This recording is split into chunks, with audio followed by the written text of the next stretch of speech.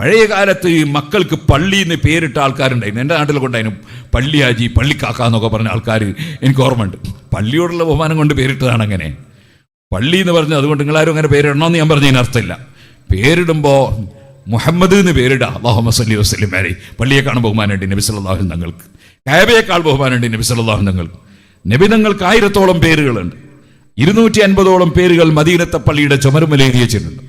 നബി തങ്ങളെ ഏത് പേരും വിളിക്കാം. പക്ഷേ ഏറ്റവും ശ്രേഷ്ഠമുള്ള പേരാണ് മുഹമ്മദ് എന്ന പേര്, അഹമ്മദ് എന്ന പേര്. അഹമ്മദ് എന്ന പേര് തൗറാത്ത് ഇഞ്ചീൽ തുടങ്ങിയ കിതാബിൽ പറഞ്ഞ പേരാണ്. മുഹമ്മദ് എന്ന പേര് അത്തരം കിതാബിൽ ഉണ്ട് എന്നത് ഖുർആനിൽ പറഞ്ഞിട്ടുണ്ട്.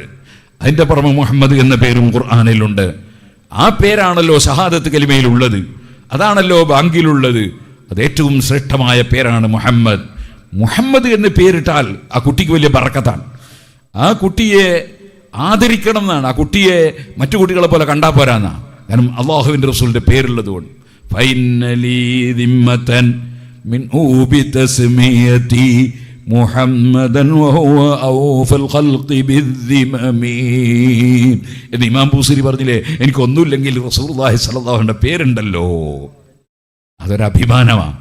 അതുകൊണ്ട് ഞാൻ ചെറുപ്പക്കാരികളോടും ചെറുപ്പക്കാരോടും പറയാണ്, മക്കളുണ്ടാവും ആൺകുട്ടിയാണെ മുഹമ്മദ് എന്ന് പേരിടാൻ നോക്കണം. ഒന്നുമില്ല, എനിക്ക് മുഹമ്മദ് എന്ന് പേരിൽ, എനിക്ക് മകനുണ്ടല്ലോ മുഹമ്മദ് എന്നുള്ള പേരിൽ എന്നെങ്കിലും നമുക്ക് ആശ്വസിക്കാൻ വകുപ്പുണ്ടാകും. ഇരിക്കട്ടെ, മുഹമ്മദ് എന്ന പേരിന് വലിയ ബഹുമാനം ഉണ്ട്. ഏറ്റവും ബഹുമാനമുള്ള പേര് അബ്ദുള്ള എന്നതും അബ്ദുറഹ്മാൻ എന്നതുമാണെന്ന് ഇമാം ബുഖാരി റിപ്പോർട്ട് ചെയ്ത ഹദീസിൽ ഉണ്ട്. അള്ളാഹുവിൻ്റെ അടിമ, റഹ്മാനായ അള്ളാഹുവിൻ്റെ അടിമ എന്നാണ് ആ വാക്കിൻ്റെ അർത്ഥം. ഏറ്റവും അഫ്ദലുൽ അസ്മാ, ഏറ്റവും ശ്രേഷ്ഠതയുള്ള പേര് അത് രണ്ടുമാണെന്ന് ബുഖാരിയിലെ ഹദീസിൽ നമുക്ക് കാണാം. അതുകൊണ്ട് ആ പേരിടാം. നബി തങ്ങളുടെ വേറെ പേരും ഇടാം. നബി സല്ലല്ലാഹുവിൻ്റെ പേരിടുമ്പോൾ അതിൻ്റെ കൂടെ ഒന്നും കൂടി കൂട്ടിയിടുന്ന ഒരു പരിപാടി ഇപ്പം അടുത്ത കാലത്ത് തുടങ്ങിയിട്ടുണ്ട്. മുഹമ്മദ് ഇത് മാത്രം ഇടാതെ അതിൻ്റെ കൂടെ ഒന്നും കൂടി, ഉദാഹരണത്തിന് മുഹമ്മദ് സിനാൻ, മുഹമ്മദ് അല്ലെങ്കിൽ വേറെ എന്തെങ്കിലും ഒരു പേര് അങ്ങനെ ഇട്ടാൽ തെറ്റൊന്നുമില്ല. വലിയ വലിയ ആലിമീകൾ അങ്ങനെ പേരിട്ട് കൊടുക്കുന്നത് നമ്മൾ കേൾക്കാറുണ്ട്. അതുകൊണ്ട് തെറ്റൊന്നുമില്ല. പക്ഷേ എനിക്കത് വലിയ താല്പര്യമില്ല. എൻ്റെ കാര്യം ഞാൻ പറയണല്ലോ, വേറെ ആൾക്കാർ അവരും പറഞ്ഞോട്ടെ. എനിക്കതിന് വലിയ താല്പര്യമില്ല. കാരണം മുഹമ്മദ് സിനാൻ എന്ന് പേരിട്ടാൽ പിന്നെ മുഹമ്മദ് എന്നുള്ള പേര് വിളിക്കലുണ്ടാവില്ല, സിനാൻ എന്നേ വിളിക്കുള്ളൂ. അപ്പം നബി തങ്ങളുടെ പേരങ്ങ് അടിയിൽ പോവും, സിനാന് മേലെ വരും. അപ്പം അതുകൊണ്ട് അത് രണ്ടെണ്ണം വേണ്ടെന്നുള്ള അഭിപ്രായക്കാരനാണ് ഞാൻ. പക്ഷേ ഇപ്പോഴത്തെ കാലത്ത് ഒരു 2 പേരില്ല ഞാൻ പാസ്പോർട്ട് എനിക്ക് ബുദ്ധിമുട്ടാണ്. അങ്ങനെ ചിലർ പറയലുണ്ട്.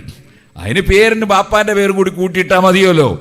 അബ്ദുറഹ്മാൻ മുഹമ്മദ് എന്ന് പേരുണ്ടായ മകനുണ്ടായ മുഹമ്മദ് അബ്ദുറഹ്മാൻ എന്ന് പേരിട്ടാൽ മതിയല്ലോ. അപ്പോൾ പിന്നെ പാസ്പോർട്ടിൻ്റെ പ്രശ്നം പരിഹരിച്ചല്ലോ. അപ്പോൾ ഏറ്റവും നല്ലത് നബി തങ്ങളെ പേരിടുമ്പോൾ നിങ്ങൾ കണ്ടില്ലേ, മുഹമ്മദ് ബിൻ മുഹമ്മദ് അൽ ഗസാലി.